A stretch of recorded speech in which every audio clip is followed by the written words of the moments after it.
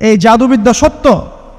এবং এখনকার অনেক ভণ্ড যে কবিরাজগুলো বের হয়েছে, এরা জিনকে তাবে করে নিয়ে এই জিনদের মধ্য দিয়ে মানুষের মধ্যে জাদু ছড়িয়ে দিয়েছে, এবং এর ফলশ্রুতিতে বহু পরিবার ধ্বংস হয়ে যাচ্ছে। এই জাদুবিদ্যা সত্য। আরও একটা জিনিস সত্য, নবী সাল্লাল্লাহু আলাইহি ওয়াসাল্লাম বলছেন ইন্না আইনাল হক, চোখের নজর সত্য। নবী করিম সাল্লাল্লাহু আলাইহি ওয়াসাল্লাম বলেছেন চোখের বদনজর সত্য। এই যে আমরা বলি ফেসবুকে এত বেশি ছবি দিয়েন না ভাই, ছবি তুলেন না, ছবি তুলেন না, বারবার যে বলি নিষেধ করি, কারণ কি জানেন? একটাই কারণ, বিকজ চোখ লাগাটা সত্য। মানুষের চোখ লাগে, এই কথা শুনলে অনেক মজুমদাররা হাসবে না? কথা বুঝতে পারেন নাই? কিন্তু এটা সত্য, কারণ নবী করিম সাল্লাল্লাহু আলাইহি ওয়াসাল্লাম যা বলেছেন সাদাকাল্লাহু ওয়া সাদাকা রাসূলুহুল কারীম, নবী যা বলেছেন, আল্লাহ যা বলেছেন চিরায়ত সত্য, এর বাইরে কোনো সত্য আছে? আচ্ছা দেখেন, আমি বললাম যে জাদুবিদ্যা সত্য। এই জাদুবিদ্যার চর্চা মানুষ করে, এখনও করে, এবং এই জাদু দিয়ে মানুষের ক্ষতি করার জন্য জিনের প্রয়োজন হয়, দুষ্ট জিন। এই জিনগুলোকে মানুষ তাবে করে মানুষের ক্ষতি করার চেষ্টা করে। দেখবেন এখন গ্রামে গঞ্জে শহরে সব জায়গায় ছড়িয়ে পড়েছে না? দেখবেন, খুব সতর্ক থাকবেন। আমি পরে সলিউশন বলছি আপনাদেরকে। আরেকটা বলেছি, নবী সাল্লাল্লাহু আলাইহি ওয়াসাল্লাম বলেছেন চোখের বদনজর এমন সত্য যে একটা উটকে এই রান্নার ডেকচির মধ্যে ঢুকাই ফেলতে পারে। আর একটা উট খুব সুন্দর ভালো, আপনি দেখছেন মাশাআল্লাহ বলেন নাই, নজর লেগেছে, উটটা মারা গেছে দেন, তারপর তাকে জবাই করে খেয়ে ফেলতে হয়েছে। একজন সাহাবী গোসল করছিলেন, গোসল, এটা হাদিস সহিহ, এই যে আলেম ওলামা যারা আছেন তারা জানেন যে এই হাদিস সহিহ। একজন সাহাবী গোসল করছেন, তার গায়ের চামড়াটা খুব সুন্দর ছিল, একদম স্কিনটা অনেক সুন্দর থাকে না এমন কিছু মানুষ? আচ্ছা, এখন আরেকজন সাহাবী এই গোসল দেখছেন দূর থেকে, দেখে বলছেন যে কি চমৎকার তার শরীরের রংটা, যেন কুমারী নারীর মতো, অনেকটা এমন একটা কথা তিনি বলেছিলেন। সাথে সাথে এই সাহাবী অজ্ঞান হয়ে পড়ে গেছে। কোন সাহাবী? যিনি গোসল করছিলেন। এটার আপনি কোনো ব্যাখ্যা দিতে পারবেন না তো, এখানে কোনো সায়েন্স দিয়ে বা মেডিকেল সায়েন্স দিয়ে আপনি কোনো ব্যাখ্যা করতে পারবেন না। একটা ব্যাখ্যা দিতে পারেন, কিন্তু কেন সেটা হলো সেটা আপনি অ্যান্সার খুঁজে পাবেন না। তো নবী সাল্লাল্লাহু আলাইহি ওয়াসাল্লামের কাছে নিয়ে যাওয়া হলো তাকে। তিনি বললেন যে এই ব্যক্তির ব্যাপারে কি কেউ ভালো মন্দ কিছু বলেছিল? তখন একজন সাহাবী বললেন হ্যাঁ, অমুকে বলেছে এর স্কিনটা অনেক সুন্দর, তো ওকে ডেকে নিয়ে আসুন। ওকে ডেকে আনা হলো। ডেকে আনার পর নবীজি তাকে অনেক শাসালেন, তোমরা তোমাদের ভাইদেরকে কি মেরে ফেলতে চাও? তখন এই সাহাবী তো অবাক, আমি আবার কখন মারতে চাইলাম ইয়া রাসূলুল্লাহ? আমি তো মারতে চাই নাই, আমি তো খালি বলেছি যে তার গায়ের রংটা অনেক সুন্দর। তখন তিনি বললেন কেন তুমি সুবহানাল্লাহ বললে না, কেন তুমি মাশাআল্লাহ বললে না? যখন মাশাআল্লাহ বলবেন, সুবহানাল্লাহ বলবেন, নজরটা লাগবে না। আর যখন আপনি মাশাআল্লাহ বলবেন না, সুবহানাল্লাহ বলবেন না, দেখবেন নজর লেগে গেছে। আপনি বিশ্বাস করেন ব্যবসা খুব ভালো চলছে, মানুষ বললো যে বাহ তোর তো ব্যবসা হেভি, লালে লাল শাহজালাল, ঠিক আছে, দেখবেন আপনার কেনা বেচা বন্ধ হয়ে গেছে। এরকম হবে, আমার কথাটা বিশ্বাস করেন। এটা কিন্তু সায়েন্স প্রমাণ করতে পারবেন না, আল্লাহ এবং তার রাসূল বলেছেন, তার উপরে কোনো সত্য নেই। আছে সূরা কাহফ 29 নম্বর আয়াত পড়ে দেখেন, আল্লাহ পাক বলছেন ওয়াকুলিল হাক্কু মির রাব্বিকুম, সত্য সেটাই যা তোমার রবের পক্ষ থেকে আসে। ফামান শাআ ফালইউমিন, যার ইচ্ছা হয় বিশ্বাস করুক, ওয়ামান শাআ ফালইয়াকফুর, যার ইচ্ছা হয় সে অস্বীকার করুক। এই কারণে আমরা বলি ফেসবুকে এত বেশি ছবি দেওয়া, এই আই ওয়াশ করা, এই যে শোডাউন করা, হ্যাঁ ইসলামের কিছু কাজ করলেন একদম মানুষকে না দেখাইতে পারলে ঘুম হচ্ছে না, এগুলো বন্ধ করেন, এগুলো বন্ধ করে দেন আল্লাহর ওয়াস্তে। অফলাইনে কাজ করেন, নিজেকে গোপন করার চেষ্টা করেন। যত বেশি মানুষের কাছে নিজেকে এক্সপোজ করবেন, কাজের বরকত কমে যাবে, কাজের বরকত কমে যাবে, চোখ লাগবে, নজর লাগবে। এবং চোখ লাগা বদ নজরে বহু আলেম আস্তে আস্তে মাঠ থেকে মাইনাস হয়ে গেছে না? যায় নাই? এখন কি আলেমদের সংখ্যা বেশি না কম? যত দিন যাবে আলেমের সংখ্যা আরও কমে যাবে।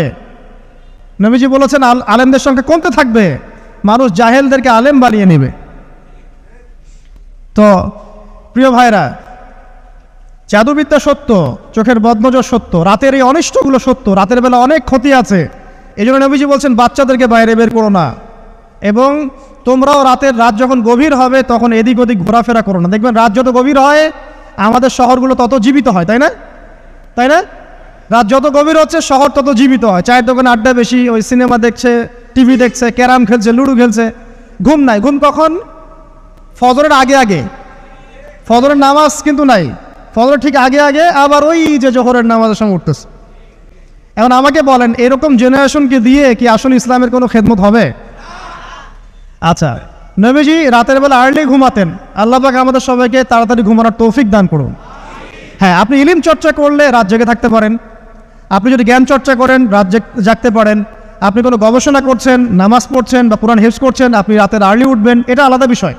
কিন্তু কমনভাবে আমাদের এই যে ফেসবুক, ইউটিউবিং ইত্যাদিতে আমরা লিপ্ত থাকি, সারা রাতটা কাটাই আড্ডাবাজি করে, এগুলো বন্ধ করতে হবে।